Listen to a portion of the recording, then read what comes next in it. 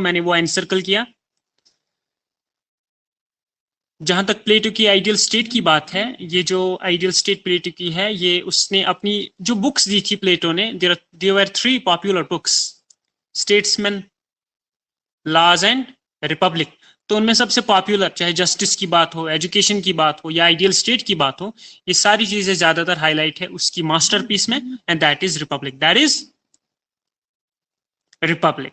तो जब प्लेटो ने अपनी आइडियल स्टेट दे दी, उसका नेचर उन्होंने कैसे दिया, कैसा दिया, उसकी आइडियल स्टेट में कौन कौन से आइडियाज थे, तो सबसे पहली चीज जो उसकी आइडियल स्टेट में है, that is well planned education system, well planned education system.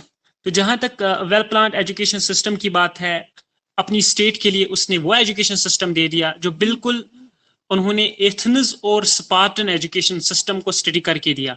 उसने पुराना एजुकेशन सिस्टम देखा कि वहाँ कौन सी एक्सप्लॉयटेशन होती है, जैसे गर्ल्स या पुअर लोग जो होते हैं, गरीब लोग, वो एजुकेशन नहीं हासिल कर पाते हैं। इसलिए प्लेटो ने फिर रद्द-बदल करके अपनी आइडियल स्टेट के लिए नया एजुकेशन सिस्टम दे दिया, जिसको नाम दिया गया है well planned education system, well planned education system. और इसमें सबसे पहली चीज वो करता है, ये जो एजुकेशन सिस्टम है ये कोई प्राइवेट नहीं रहेगी, बल्कि under the control of state रहेगा, under the control of state रहेगा।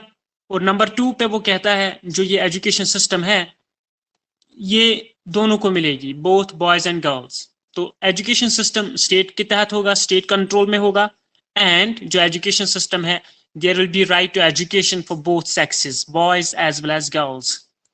इसके अलावा एक और चीज वो अपनी एजुकेशन सिस्टम में कहता है कि ये जो बॉयज गर्ल्स ये एजुकेशन हासिल करेंगे, इसमें उनको मिलिट्री ट्रेनिंग भी दी जाएगी, मिलिट्री एजुकेशन भी दी जाएगी, मिलिट्री एजुकेशन भी दी जाएगी। तो ये 3 बड़ी अहम चीजें हैं। और चौथी चीज वो अपने एजुकेशनल सेटअप में जो करता है, that is complete censorship on art and literature.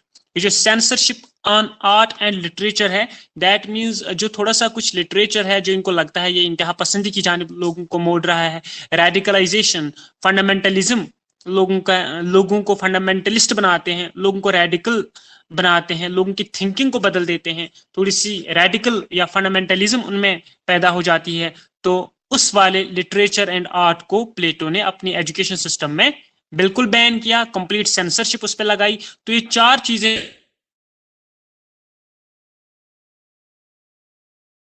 Compulsory girls के लिए, स्टेट कंट्रोल्ड होगा, मिलिट्री एजुकेशन भी दी जाएगी, और इसके साथ साथ वहां पे कंप्लीट बैन और सेंसरशिप होगी आर्ट एंड लिटरेचर पे। तो ये वेल प्लान्ड एजुकेशन सिस्टम है प्लेटो का, प्लेटो की आइडियल स्टेट में। फिर दूसरी चीज उन्होंने अपनी आइडियल स्टेट के लिए क्या किया, उन्होंने एक डिवीजन ऑफ सोसाइटी किया था। As I told you last day कि डिवीजन ऑफ सोसाइटी में वो क्या करता है, वो स्टेट जो सोसाइटी होती है वहां 3 क्लासेस में लोगों को बांट देता है, डिवाइड करता है। एक क्लास जो होती है वो फिलासफर किंग्स की होती है, फिर सोल्जर्स की होती है, और एट द एंड जो तीसरी क्लास होती है वो फार्मर्स यानी पीजेंट्स की होती है।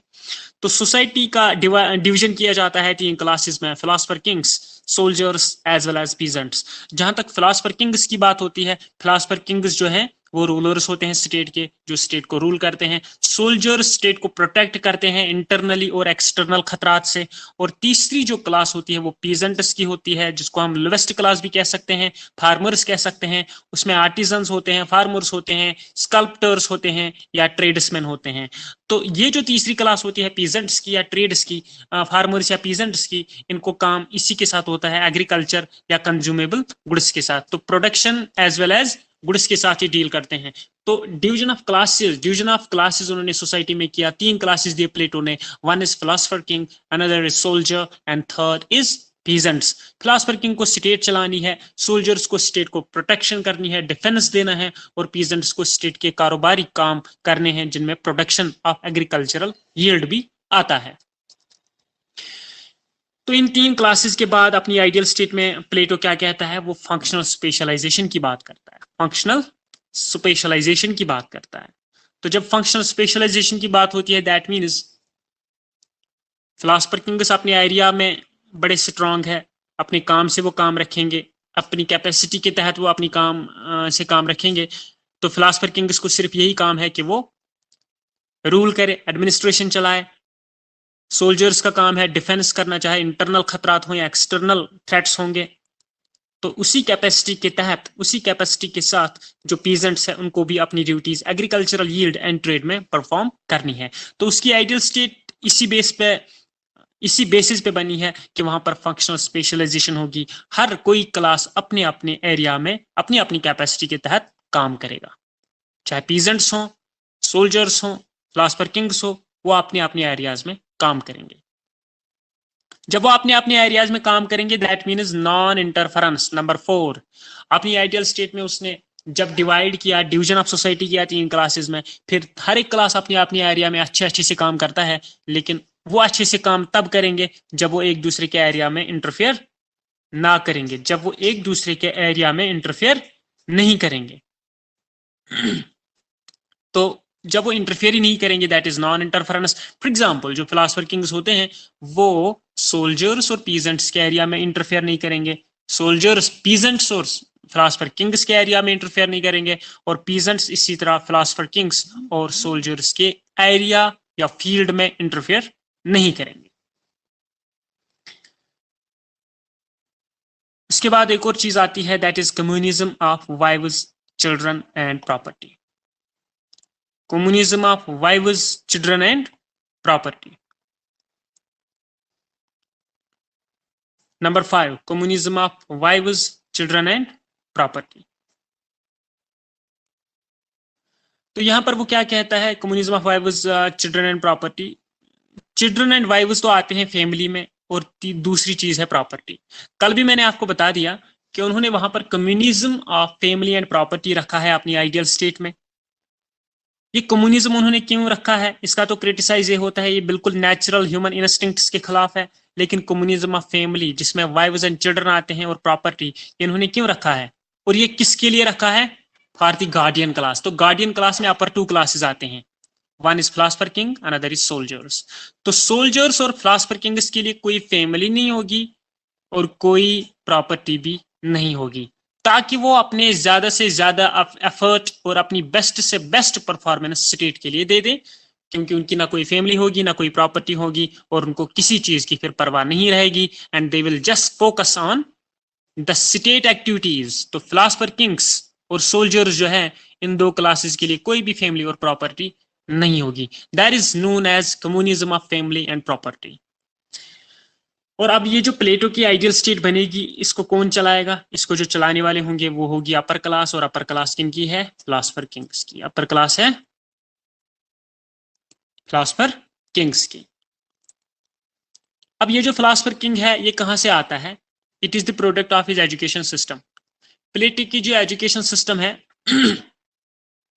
उसकी एजुकेशन सिस्टम 35 तक जाती है, 35 एज है वहां तक जाती है। तो उसके 2-3 स्टेजेस है, या उसके अगर हम 2 स्टेज देखेंगे, one is elementary stage, another is higher education. तो हायर एजुकेशन 35 साल तक चली जाती है, 35 ईयर्स ऑफ एज। तो 35 ईयर्स तक जो एजुकेशन हासिल करते हैं, 35 ईयर्स के बाद वो बन जाते हैं फिलासफर किंग्स, और वो फिलासफर किंग्स रहते हैं 15 साल तक। That means from 35 till they attain the age of 50 years, वो 15 साल तक फिलासफर किंग्स रहते हैं। And these are the philosopher kings who will run his ideal state, who will make administration to run with prosperity in his ideal state। तो ideal state को चलाने वाले philosopher Kings होंगे, और ये फिलासफर किंग्स वहां पर बन जाते हैं जब ये 35 साल तक एजुकेशन हासिल करते हैं। तो 35 साल के बाद 15 और साल, यानी 15 साल तक ये फिलासफर किंग्स रहते हैं।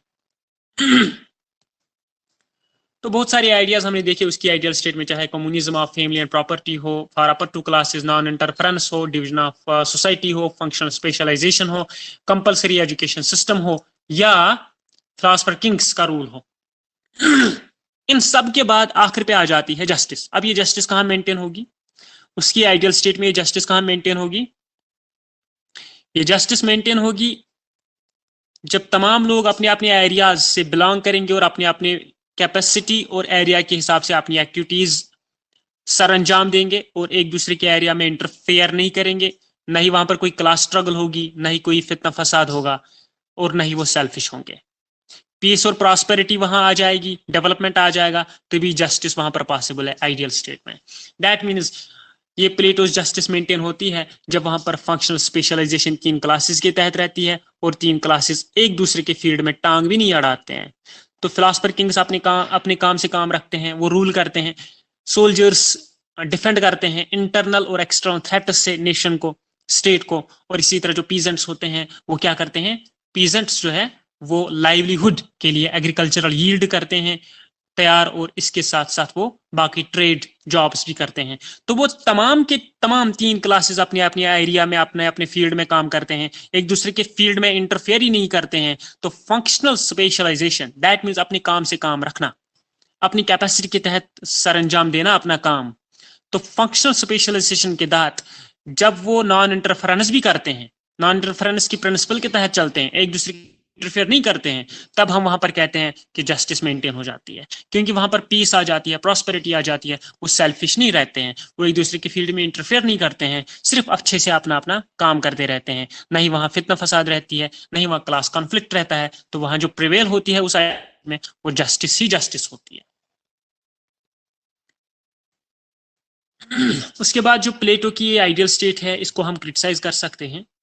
उसकी आइडियल स्टेट को सबसे पहली बात यह है, जो उसने एजुकेशन सिस्टम दिया है उसका मतलब यह है उसने स्ट्रेस किया एजुकेशन सिस्टम पे ताकि वो फिलासफर किंग्स बनाए, ताकि वो लोगों को फिलासफर किंग्स बनाए। तो इसका मतलब है उसके एजुकेशन सिस्टम में कोई जगह ही नहीं है पीजेंट्स के लिए, उसके एजुकेशन सिस्टम में कोई जगह ही नहीं है पीजेंट्स के लिए। तो उसका ज्यादा से ज्यादा मकसद रहता है एजुकेशन से फिलासफर किंग्स बनाना। और सोसाइटी को 3 क्लासेस में डिवाइड करना, इसकी भी कोई ऑथेंटिक बेस नहीं है कि सोसाइटी को आप 3 क्लासेस में डिवाइड करें, कोई ऑथेंटिक बेस नहीं है। तो पॉलिटिक्स और मॉरल कंडक्ट, कैसे आपने कंडक्ट करना है, कैसे आपने बाकी चीजें चलानी है, इक्वलिटी मेंटेन करनी है, ये सारी चीजें उन्होंने बिल्कुल क्लियर कट मैनर में नहीं बताई है। इसका भी हम क्रिटिसाइज करते हैं।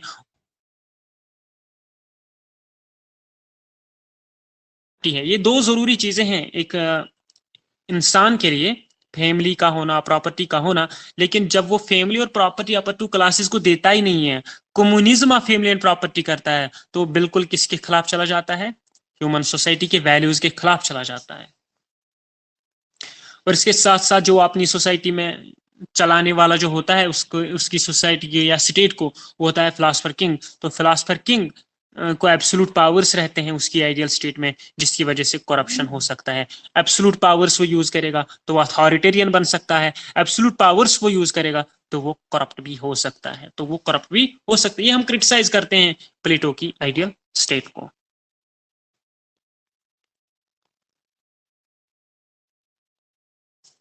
उसके बाद एक और चीज आती है, दैट इज फिलासफर किंग, प्लेटो का फिलासफर किंग।